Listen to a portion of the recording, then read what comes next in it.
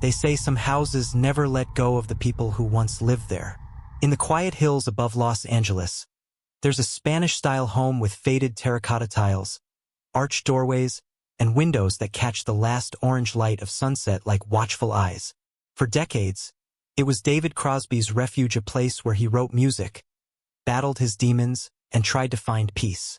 But after his passing, the house began to whisper again. Realtors noticed it first. Within weeks of the property being listed, strange things happened. Doors that had been locked were found standing open. Lights flickered, though electricians swore the wiring was fine. More unsettling were the faint chords of a guitar, always the same progression that drifted through the halls at night, even though no one lived there anymore. One contractor, hired to refinish the floors, quit after just 2 days. He told his foreman, "I kept hearing a man's voice singing harmony with himself. No radio, no neighbors, just him." The new owners, a young couple drawn by the home's charm and its connection to music history, thought they'd inherited nothing more than a story to impress guests. But their first night inside proved otherwise. Around 2 a.m., the wife woke to the faint smell of incense and salt air, as if the ocean itself had seeped through the walls. When she got up to check the windows, she found the curtains gently swaying, though every window was locked tight. From downstairs came a sound she swore she recognized: the strum of a 12-string guitar. They weren't dreamers or gullible kids. They had money, plans, and rational minds. Yet as the weeks went on, each of them began to feel the house was more alive than they were. Crosby's music wasn't just remembered there, it was still being played. The couple, Mark and Elise, had purchased the house more for its history than its comfort. It wasn't the largest or most modern property in the Hollywood Hills, but there was something enchanting about it. The hand-carved beams in the living room, the thick stucco walls, the way the front steps curved toward the garden, where bougainvillea spilled over a cracked stone wall. They imagined it as a home that breathed with stories, a place they could proudly show off to friends. But almost immediately, the house showed them that it wasn't only about beauty, it had memory, and memory clung like smoke. On their second night, Elise tried to sleep but kept stirring at the faint creak of footsteps upstairs. She turned to Mark, whispering, "Did you hear that?" He mumbled something about the house settling, about old wood groaning, but Elise noticed his jaw tighten. She knew he heard it too. The sound wasn't random. It carried weight, a slow, deliberate rhythm of pacing, as though someone was thinking aloud with their steps. The next morning, sunlight streamed through the stained glass window above the staircase, painting the floor with colors. Elise tried to shake off the unease of the night by exploring the rooms more thoroughly.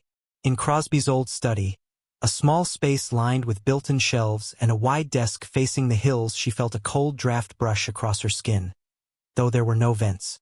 On the desk lay nothing but a faint ring, the kind left by a coffee cup, permanent in the wood after years of use.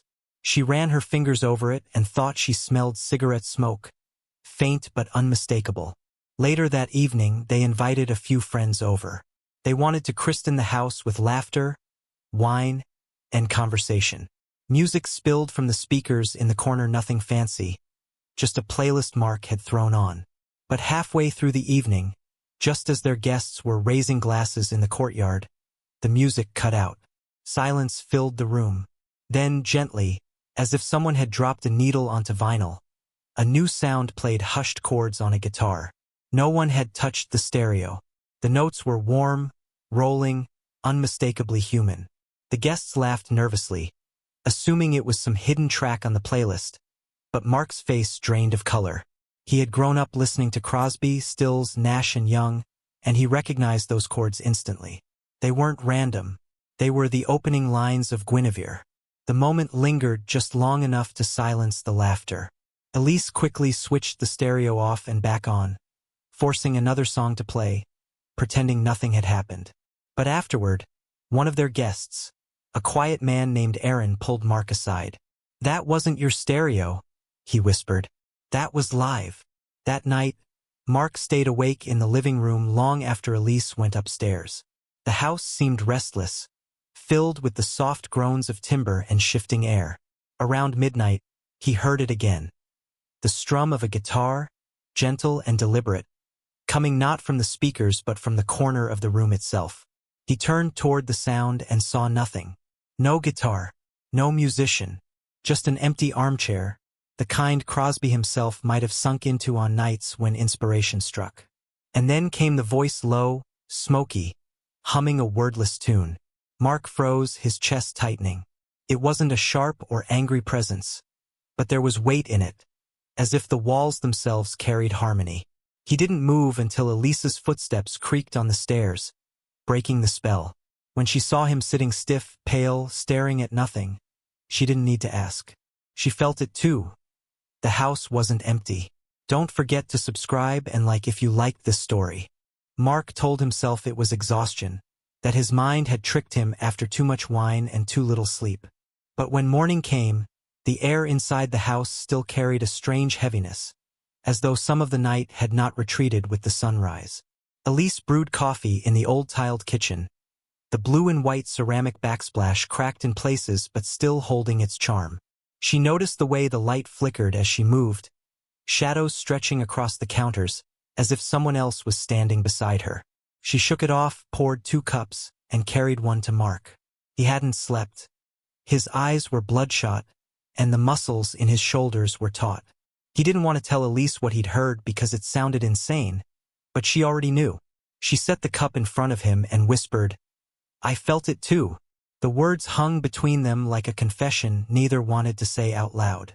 That afternoon, they walked the property together, hoping the sun and fresh air would clear the unease. The backyard opened onto a sloping terrace with a cracked flagstone path winding toward a small guest house, almost swallowed by ivy. The pool had long since been drained, its once bright tiles dulled by years of neglect. Yet there was a strange beauty to it all, the kind of ruin that still whispered of music-filled nights and smoky laughter. Mark lingered near the pool's edge, staring at the hollow basin. When he swore he heard the faint echo of voices, not conversation exactly, but harmony, drifting from the guest house. Inside, the guest house was dusty and bare except for an old metal stool and a warped music stand. No instruments, no recordings, just emptiness. But the smell lingered there, salt air mixed with old wood and something else.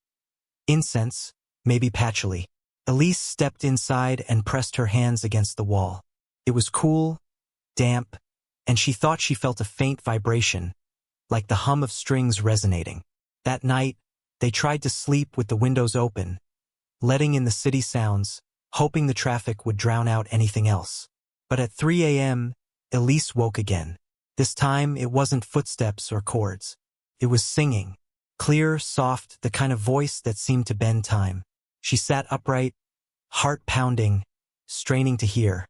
The song was unfamiliar, low, mournful, carried by a voice layered with harmony, as though 2 or 3 voices were twined together. She shook Mark awake. His eyes opened slowly, and before she could speak, he whispered, "I hear it." They lay there listening, frozen, until it stopped. And then came something worse, silence so deep it pressed against their eardrums, swallowing every outside sound. No crickets, no distant cars, no hum of appliances. The house itself seemed to be holding its breath.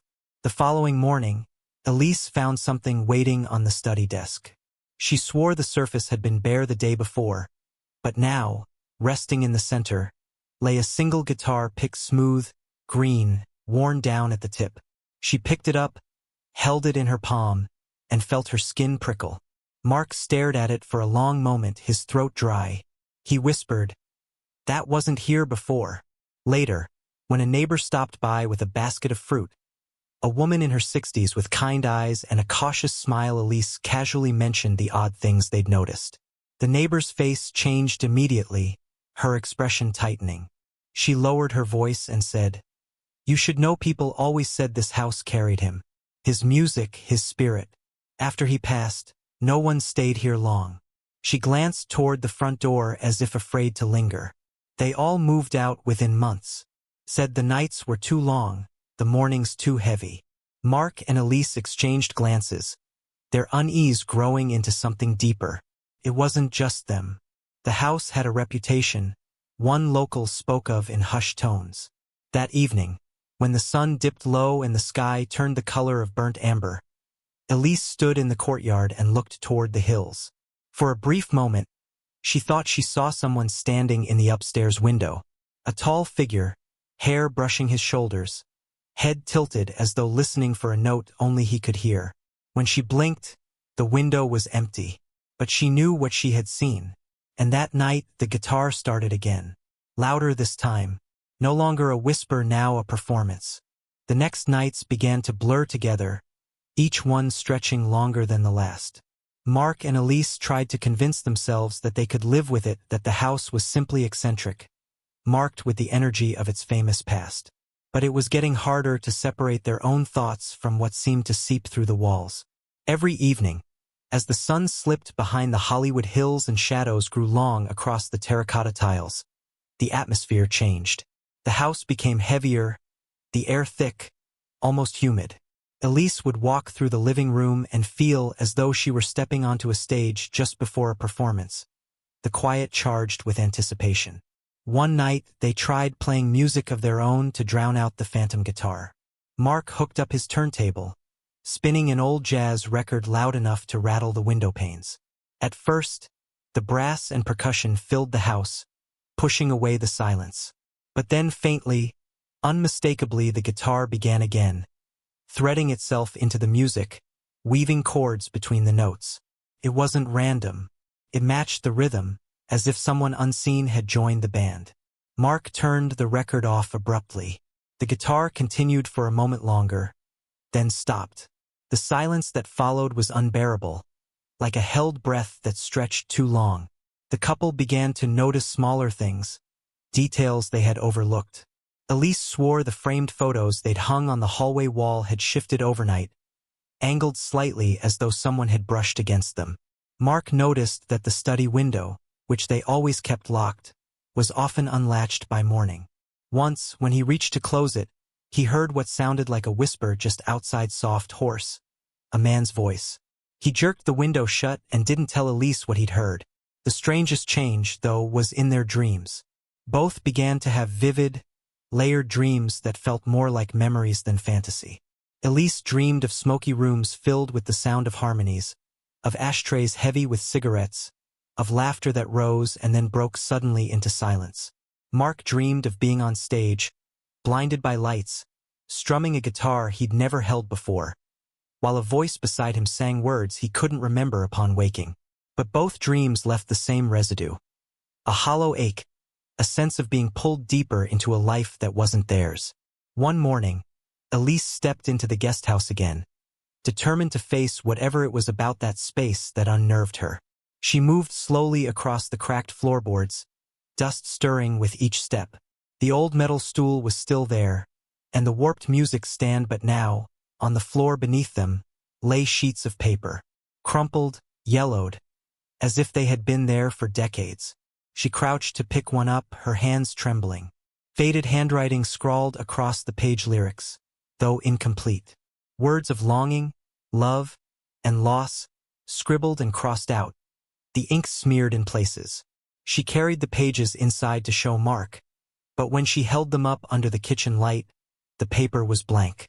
Nothing but aged parchment, brittle and fragile. Elise dropped them onto the counter as if they'd burned her fingers. Mark touched one cautiously, then looked at her. Maybe the house wants us to see. Maybe it's trying to finish something.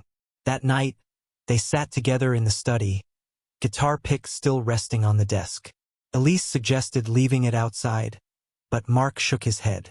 No. If it was left for us, we should keep it here. He didn't know why he felt protective over it, only that it seemed wrong to move it. Hours later, as they tried once more to sleep, the voice returned. This time it was clearer, not just humming but shaping words. A low, resonant voice, filling the bedroom. Elise gripped Mark's hand, her nails digging into his skin. She whispered, "He's singing to us." The lyrics were fractured, pieces of a song that never quite finished, echoing like a rehearsal that never reached performance. The air grew so thick that Elise felt as if she were underwater. The curtains lifted though the windows were sealed shut, the fabric swaying in a rhythm that matched the chords. And then just as suddenly as it had begun it stopped. The silence was so absolute it hurt their ears. Neither of them dared to sleep. They sat upright in bed, staring into the darkness, waiting for the house to exhale again. By the end of their first month in the house, Mark and Elise were exhausted. They moved through the days as if walking underwater, their bodies heavy, their thoughts clouded by sleepless nights and the constant tension of listening for sounds that shouldn't exist. What began as a curiosity had grown into an oppressive presence that left them both irritable and on edge. It came to a breaking point on a night when the city lay still beneath a heavy blanket of fog. The house, cloaked in silence, felt as if it had been cut off from the rest of Los Angeles. Even the usual hum of distant traffic had disappeared. Elise lit a candle in the living room, hoping to calm herself, and Mark poured a glass of whiskey, his hands unsteady as he set the bottle down on the table. The guitar began softly, almost kindly this time. A slow progression, tender, melancholic. It was as if the walls themselves were strumming, the sound vibrating through the beams and floorboards. Elise's eyes welled with tears before she could stop them. She whispered, "It's beautiful." And in that moment, it truly was haunting, yes, but filled with a sorrow that seemed human, not monstrous. Mark, though, could not let go of the unease. He stood and shouted into the room, his voice cracking, "What do you want from us?" His words seemed to vanish into the air, swallowed by the house. For a moment, nothing answered. Then the voice returned clearer than it had ever been. A man's voice, weary but strong, harmonizing with itself as if layered by invisible companions. The words were fragmented, but they carried meaning. "Still here, can't let go, finish the song." Elise covered her mouth, her heart pounding. She looked at Mark with wide, terrified eyes. "He doesn't know he's gone," she whispered. "He's still here, still trying to write." The study door creaked open on its own, though no draft stirred. The faint smell of incense filled the air, layered with cigarette smoke and the salt of an unseen ocean breeze. Mark walked toward it slowly, compelled, as if pulled by unseen strings. Elise tried to stop him, gripping his arm, but he shook her off gently, as if in a trance. On the desk, where the guitar pick still lay, new sheets of paper had appeared blank at first glance. But as Mark picked one up, words began to appear across the page, written by an invisible hand. Jagged, scrawled lines of lyrics formed before their eyes. Elise gasped, stumbling backward, the candlelight flickering wildly. Mark read them aloud in a shaky voice. The lines weren't polished, but they carried the rawness of a man searching for something lost: love, time, redemption. And then the words stopped. The page fell silent, half-finished. The guitar strummed once more, a final lingering chord that echoed through the house like a closing door.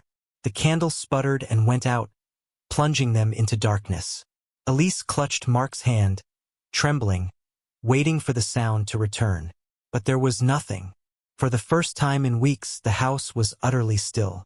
The days that followed were different.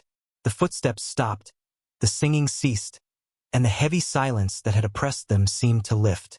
The house was still old, still creaking and whispering with the wind, but the presence that had once filled it was gone, or perhaps finally at peace. They stayed, hesitant at first, expecting the music to return. But it never did.